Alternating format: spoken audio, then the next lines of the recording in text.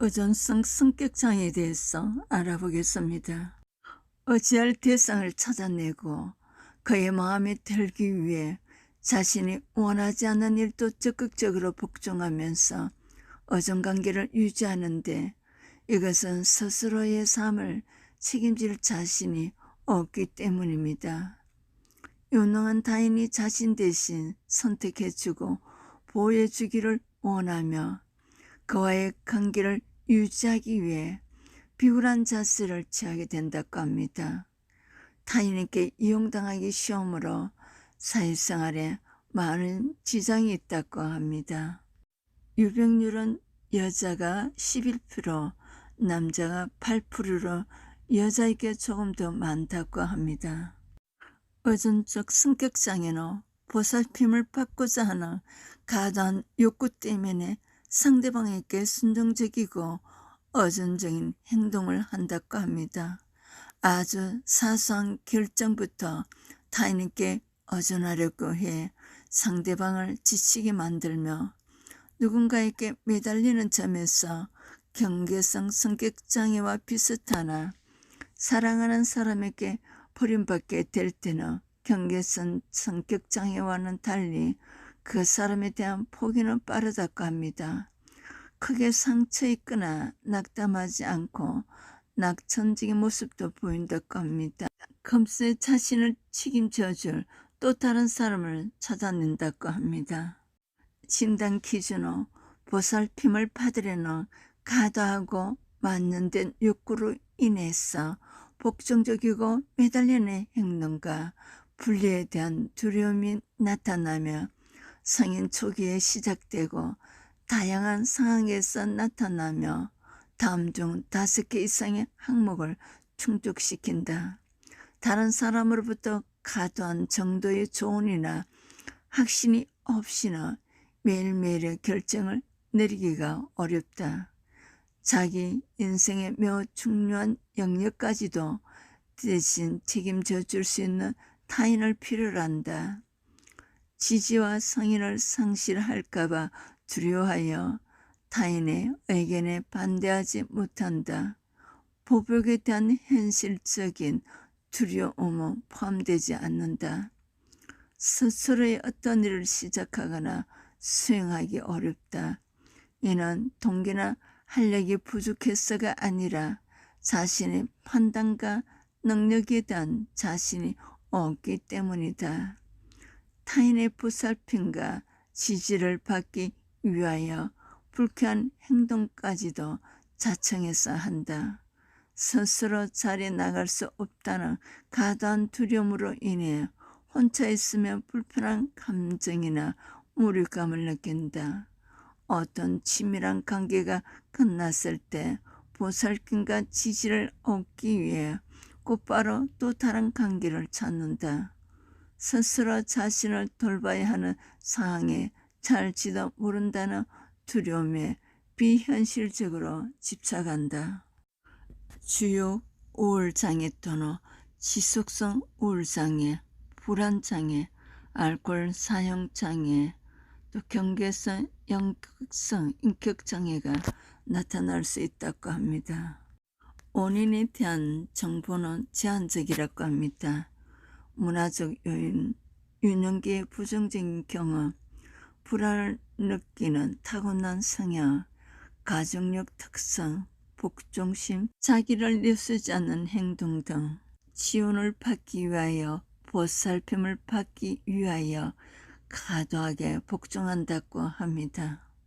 자신감 결여, 본인이 열등하다고 생각하며 가소 평가하는 경향이 있습니다. 독립성 결여, 독립적으로 일을 하는데 어려움을 겪습니다. 책임을 요구하는 직업을 피하며 본인이 무능하기 때문에 끊임없이 도움과 재확신을 필요하는 점을 나타납니다. 유능한 사람이 이들을 감독하고 독려하여 안심시키는 경우 의존성 인격장애가 있는 사람은 적절하게 직무를 수행하는 경향이 있습니다. 치료는 인지행동요법, 정신, 역도, 마음 치료, 때로는 약물 치료 등 자신의 감정과 생각을 인식하고 독립성과 자신감을 향상하고 건강한 관계를 형성하고 유지할 수 있도록 돕습니다. 불안과 무력감을 유발하는 비합리적이고 부정적인 생각과 믿음을 인식하고 이를 도전하고 수정하는 방법을 배우게 합니다.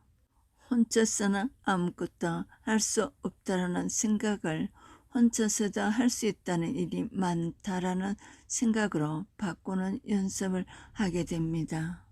자기 주장, 의사결정, 문제 해결, 스트레스 관리 등의 기술을 훈련하고 혼자서도 삶을 잘 즐길 수 있는 방법을 찾도록 도와줍니다. 좋아하는 취미나 활동에 참여해 보자라는 목표를 설정하고 달성하는 과정을 지원합니다. 인지-행동치료였습니다. 의존적인 행동과 감정의 근원이 되는 내면적인 갈등과 상처를 탐색하고 이를 해소하고 치유하는 과정을 겪게 합니다. 예를 들어 왜 나는 다른 사람에게 의존하고 싶은지, 어떤 사람들에게 의존하고 싶은지, 어떤 사람들에게 의존하고 있었는지, 어떤 사람들에게 의존하고 싶지 않은지, 의존성 패턴을 파악하고 그 뒤에 숨겨진 자신의 불안과 무력감, 거절감과 외로움, 자기 피하와 자기 혐오 등의 감정을 인식하고 표현하게 합니다. 집단치료, 의존성 성격을 가진 사람이 다른 사람들과의 상호작용에서 자신의 의존적인 행동과 감정을 드러내고 이에 대한 피드백과 지시를 받도록 합니다. 다른 사람들에게 내 생각이나 감정을 말하기가 어렵다면 어떻게 해야 할지, 다른 사람들에게 반대 의견을 말할 때 어떻게 해야 할지, 다른 사람들에게 도움을 요청할 때 어떻게 해야 할지 주제들로 대화를 나누고 다른 사람들의 견해나 조언을 듣거나 제공하게 됩니다. 다른 사람들의 경험과 극복 방법을 듣고 자신의 경험과 극복 방법을 공유하면서 자기 이해와 자기 존중을 높이게 됩니다.